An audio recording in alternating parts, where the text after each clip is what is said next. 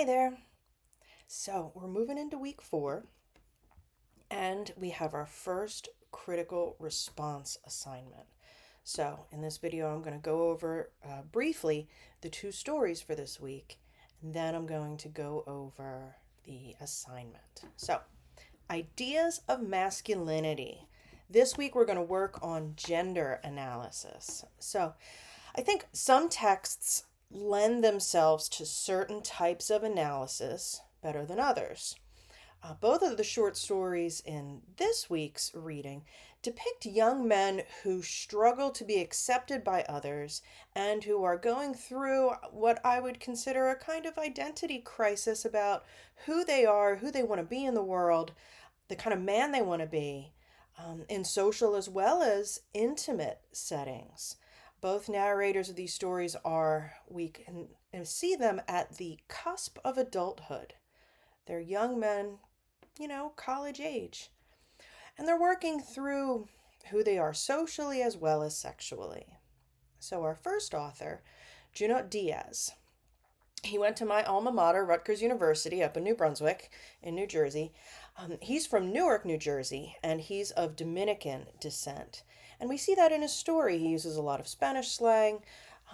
And in Drown, his story, we see a young Dominican man who has a falling out with his childhood friend Beto. And by the end of the story, we realize why. We learn how their relationship changed, and I think the narrator is unsure how he feels about that. He seems to be struggling with his sexuality and how that contradicts some of the ideas of masculinity that he had been raised with. And we can look at his relationship with his mother and his father as a foundation for those ideas of masculinity. I look forward to reading what you think about that on the discussion board. Then, our next story will turn to a recent work by T. Cargesson Boyle called Greasy Lake. And I should warn you that there is an attempted sexual assault in the story. She's okay. The sexual assault is thwarted, but be warned that it's there. So in Greasy Lake, we hear of a wild night. And it's a teenager. He has friends that are going to college. So it's about, the cusp of adulthood. And we see how being a young man at that time meant being bad and pushing the limits of acceptable behavior. And I think of that as a way to kind of assert their agency and be a force in the world. And as you read this story, think about how the narrator may have understood manhood at this time. What did he think being a man was? And also think, how do these masculine traits then become destructive? We see several instances of violence in this story.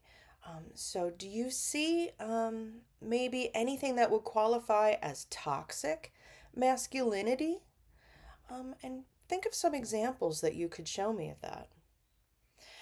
So, think about how these characters have different ideas about what makes a man, and how each of the stories teaches a different lesson about manhood. I look forward to reading your thoughts on the discussion board.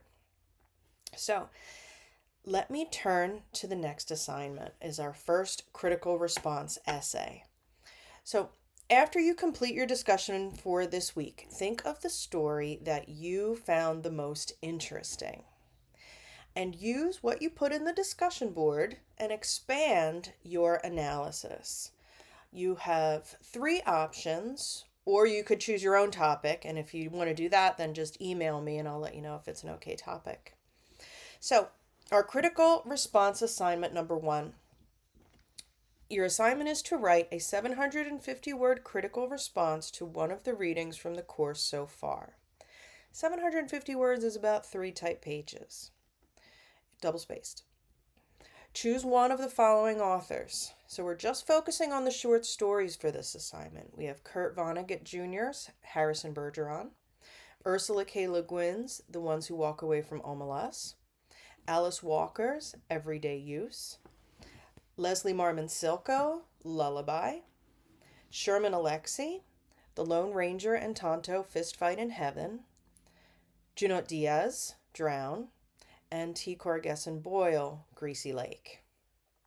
So, option number one is to focus on the work we did that very first week when we read those science fiction stories. For this option, define the term dystopian fiction and use either Kurt Vonnegut's Harrison Bergeron or Ursula K. Le Guin's The Ones Who Walk Away from Omelas as examples to support your definition. So for this one, you want to use just one story to define this term.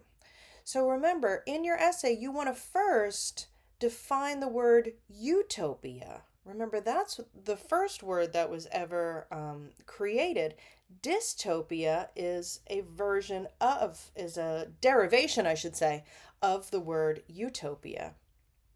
A utopia is an ideal, perfect place, right? Also, it's a place that really doesn't exist because it's perfect. A dystopia is an attempt to create a utopia, and in the meantime, actually creating a great violation of human rights. In both Harrison Bergeron and Ursula K. Le Guin's story, The Ones Who Walk Away from Omelas, we have a world that people tried to make perfect. In Harrison Bergeron, everyone was finally equal. But look at how they managed to create that. It wasn't humane. In Ursula K. Le Guin's story, The Ones Who Walk Away from Omelas, our first glimpse of Omelas is this beautiful, thriving place. But all of that is at the expense of an innocent person. So, in your analysis, define a utopia, that idea of a perfect place. Then define what dystopia means. Use one of those stories to illustrate your points. And then option number two, you could instead construct a post-colonial analysis.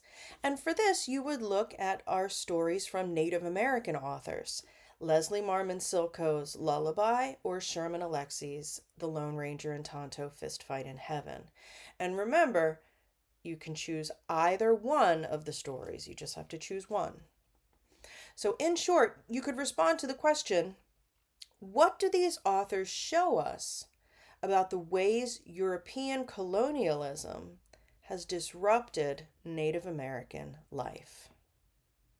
What do they show us about being a Native American in the present day United States? Think of the particular types of struggles that we see these characters face.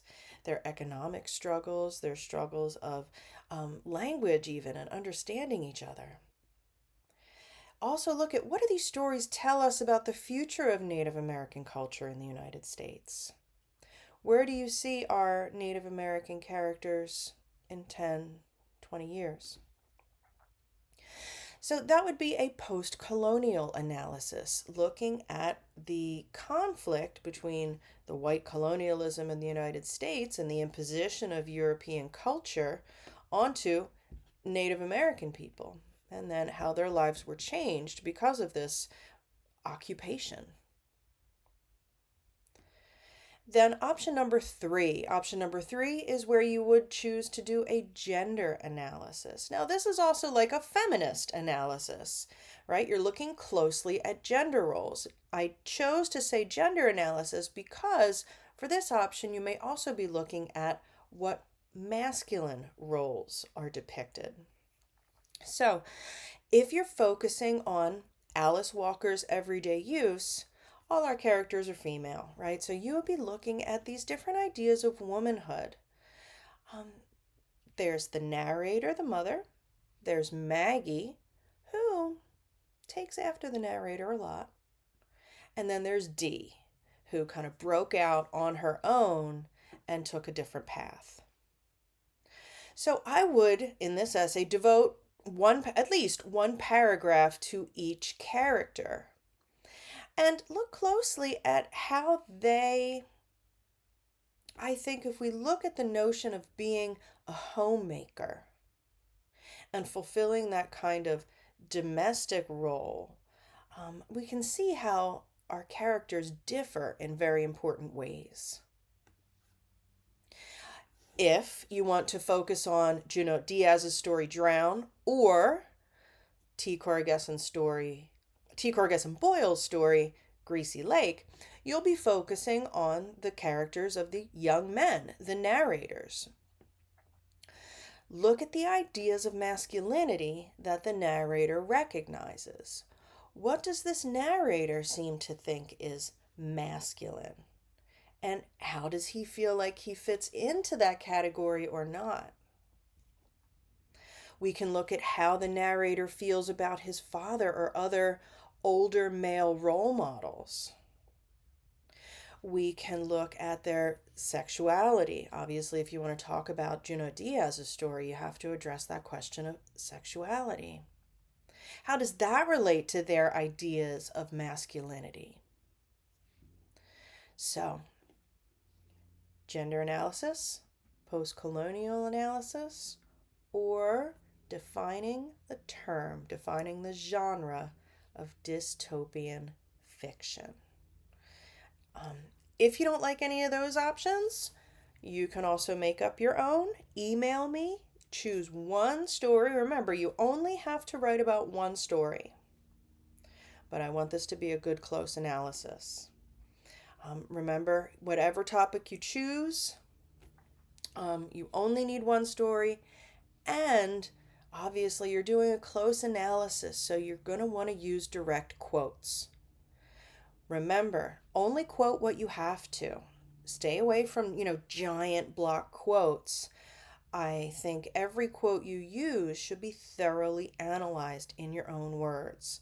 So my general rule is that if your quote is, say, 3 lines long, your analysis of just that quote should take up at least 3 lines too. Then remember, all critical responses should follow the format of a good essay. Have an introduction paragraph where you tell me a little about the author and the story you chose and what your main idea is. Have clear body paragraphs that have clear main ideas. And have a conclusion paragraph where you review your main points and either revise your thesis or leave your reader with some thoughtful some insight on the topic that you chose, whichever kind of analysis you chose to do. Okay, any questions? I am available via email, and if you want to make a meeting to come talk to me, absolutely do that. I can meet you via Zoom during my virtual office hours. Just let me know, and we can meet in the course room on Blackboard. Or you can always stop by my office. I'll be there tomorrow between 10 and 12, and then between 3 and 4. I actually leave around like 11:50 because my class starts at 12 and it's over in Memorial Hall. But if you want to do that, shoot me an email too. Let me know you're coming, and I'll know to look for you. And I look forward to reading your ideas on these texts.